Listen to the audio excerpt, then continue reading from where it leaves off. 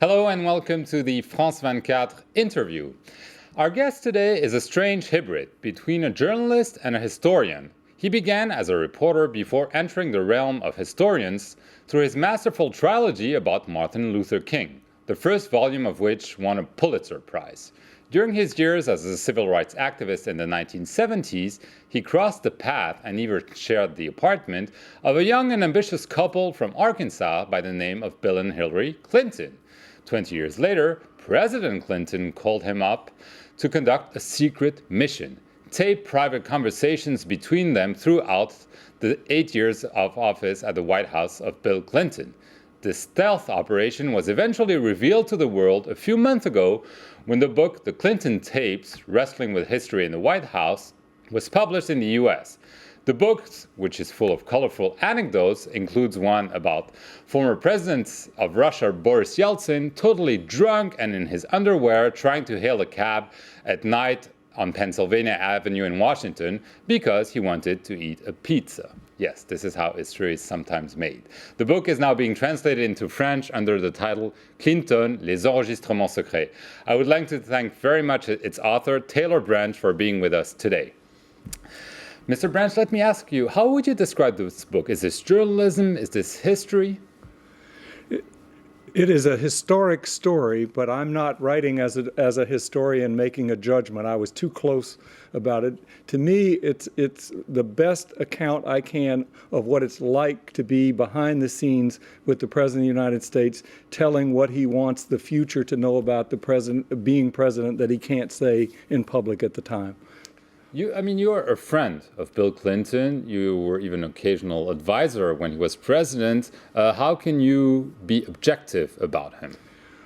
Well, that's what I'm saying. I don't think I am objective about how he functioned, what he was doing. What I'm trying to be objective about is what happened, what he saw, what he seemed like. There are plenty of things in the book that he didn't like that I wrote that I would say behind the scenes. He was tired. He was contorted. He pulled his knee up next to his ear because he was in so much pain and under so much stress. But that's what I saw behind the scenes. This is just an account of what it's like to be with a president talking away from public. You had to hide those activities, as I said. One reason being also that lawyers and special prosecutors were after everything that was being written in the White House for several of the investigations. How was it for you to be in that position? Well, because I believed the historical value was so great, I was terrified that some slip on my part would let this secret out. And that it would destroy the history project so that the future wouldn't have all of these tapes. He was very mindful that the last president who taped, Richard Nixon, who made tapes in the White House, lost his presidency because those tapes had evidence that drove him out of office. So he knew it was dangerous, but he thought it was worthwhile to take the risk. And I was proud and happy that he trusted me enough to help him compile that secret record. He has the tapes, right? You don't have them. I don't have the tapes. I advised him Where to keep them. Where are they now? The last time I saw him, they were up in Chappaqua at his home that he moved to after he left the presidency, and he was writing his memoirs with them, and they the transcripts covered a whole shelf. There were 4,000 or 5,000 pages.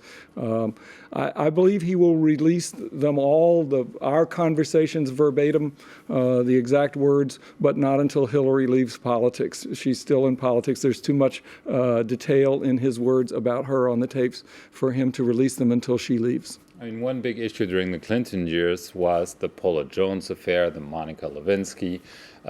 You seem not to want to touch upon it too much with the president for obvious reasons. This is a difficult issue for him. But how did you feel? Were you ill at ease with all the press coverage of this and maybe some direct confrontation with the president on those issues? I felt, and with Hillary. I talked to Hillary a good bit. I mean, Hillary came into some of our sessions saying she just had a dream. Could I help her interpret the dream? It was quite personal, but not to the point of talking to my friends about their sex lives. I don't know whether people are comfortable doing it. But to me, it was a failure of American journalism that they were obsessed, long before Monica Lewinsky and Paula Jones, for years, with various other scandals, saying that he ate too much, or that Whitewater, that he was corrupt and crooked, or that he had murdered his friend Vince Foster, who committed suicide. That there was a kind of a cynicism about Clinton that, to me, detracted from politics. I didn't talk about it that much. But it was obviously a major issue that led to the impeachment trial. Absolutely, and we had sessions during the impeachment trial, and I sat there with him while he made some calls to try to get senators to vote not to impeach him, and so did Hillary. Even a few months after she was so mad at him, she made him sleep on the couch. She believed more than he did that the impeachment was wrong. He said impeachment's politics. If they want to get rid of me, they can. She said, no, absolutely. This is the wrong basis for impeachment. This would hurt the country. I'm for you more than you are, Bill. So behind the scenes on the politics, Hillary was his fiercest defender. Is there maybe more acceptance today in the United States that a bad husband can still be a good politician? I think in the United States there's still a lot of fascination with people's private lives and celebrities. I think there's a growing awareness that Clinton was a better president than people noticed at the time. Very few people, the news media in the United States, he always said that the European news media and the foreign news media was kinder to him than the domestic, because they saw the importance of the things that he was working on: international trade, international peace agreement, that he loved to talk about those politics, whereas the American journalists were only interested in what his legs looked like and how often he stopped in McDonald's and whether he was trying to act like Elvis Presley. They were interested in silly stuff. How would you rate him among presidents? I think that he is not among the great presidents. I think that he, like Obama, undertook the mission to try to lift the belief that Americans could tackle big problems like health, like peace, like international economics through politics, and that in that sense Obama and he have the same mission. But Clinton did some miraculous things. He ended the debt. He was influential in Northern Ireland in bringing about peace. He got this close to peace in the Middle East. His biggest failure. He sees the Middle East as his biggest failure. Yes, he was so close. You just brought up the issue of Obama. What's your relationship to him, if you have any, and how do you rate him? He already passed a health care reform that Hillary Clinton actually conducted but failed to implement during the Clinton years.